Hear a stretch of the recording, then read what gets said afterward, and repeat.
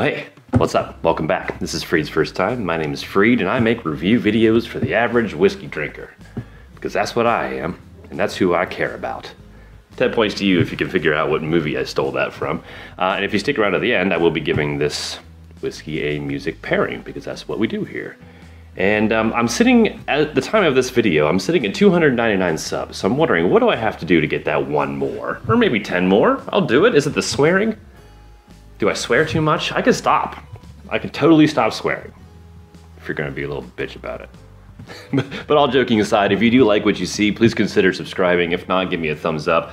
I would greatly appreciate it. Today we're checking out the Bulleit 95 Rye. So what I'm gonna do is I'm gonna tell you what I smell, I'm gonna tell you what I taste, and if that sounds like something you would be into, by all means, spend the, what, 25 bucks and go get yourself a bottle.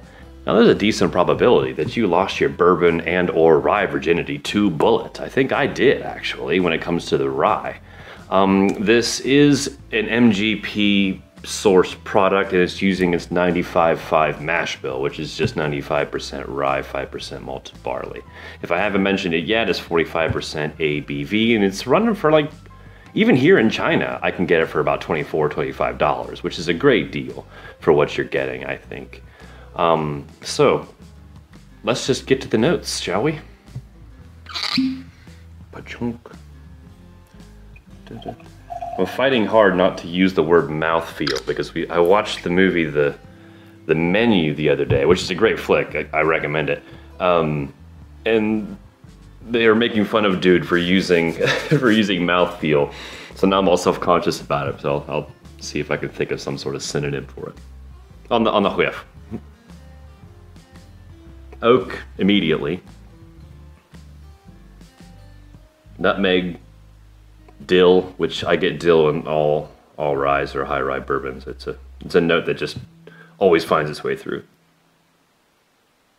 I'm getting like a potpourri or like a craft shop smell. Have you ever like walked into a craft shop or gone to a craft fair and there's that just smell in the air? And that's something my mom used to take me to all the time when I was a kid. So that kind of ticks a nostalgic note for me, which is hands down my favorite note to ever find in a whiskey, nostalgia. Like a warm cinnamon apple cider. Bit of root beer, sans sugar. No, not really a sweet vibe. Soap. Cherry Coke. Not a bad nose, I like it. Nothing too offensive. You kind of have to dig for certain things. Yeah, right on. Cool. Well, let's try it on the palate. Ganbei.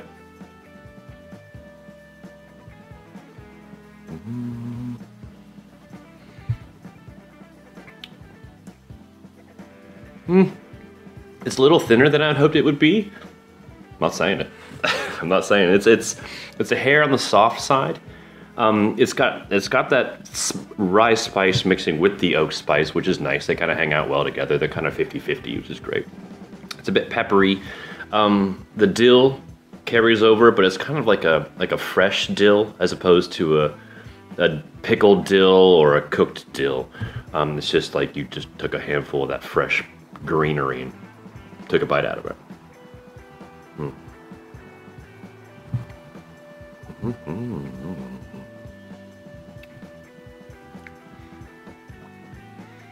Okay, bear with me. Have you ever had one of those, excuse me, tea tree oil toothpicks?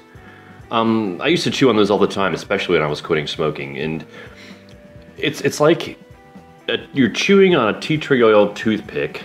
It's not easy to say, but it's the tea tree oil had been chewed out, and now you're just chewing on the wood. But there are a few remnants of the oil flavor within the wood, so you're mostly getting just gnawed up toothpick with a hint of kind of like a mentholy, minty almost, like little dusting on top of it. It's actually kind of cool.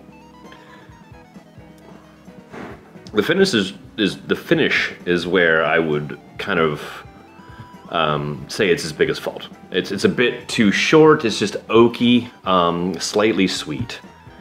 It's Yeah, it's lacking, I think, in the finish. I was still getting a little bit of that tingle. I think if it was anything lower than 45%, it wouldn't be as good. So I'm glad they put it out at that ABV. But if you've never tried a rye before, I don't have an extensive experience with rye, but I do get it. And this is not a bad one to start with, I don't think. I think this will do you right, especially for the price. Just have it on hand. And I hear, and I'm not a big cocktail guy, but I hear it makes for a pretty damn good cocktail. So, let that be a word of the wise. So, as far as the musical pairing for this one, it's an American band. It's the Grateful Dead. And I apologize in advance. It's the Touch of Grey. The song is Touch of Grey.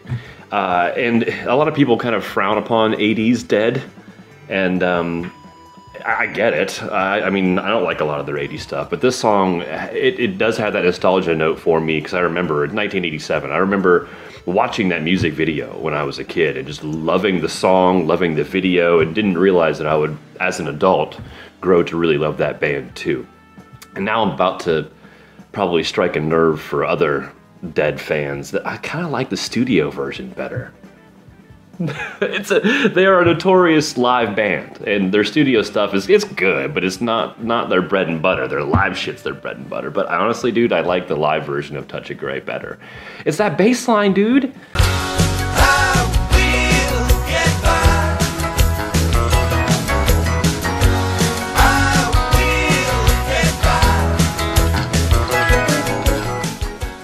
I'm a sucker for a really good bass line, if you haven't noticed yet. And during that chorus, that bass line, mama, it gets me. It gets me good. So, the link to that song, uh-oh, the cat hit the camera. We good? We're good. Okay, the link to that song is down there in the description. And that's all I've got for the Bulleit Rye. I wanted to keep this short and sweet and concise. So thank you for watching. If you liked what you just witnessed, please again consider subscribing. I would like that a lot. And let's get that number up, shall we? Right on. Well, yeah, we'll see you on the next one. Take care.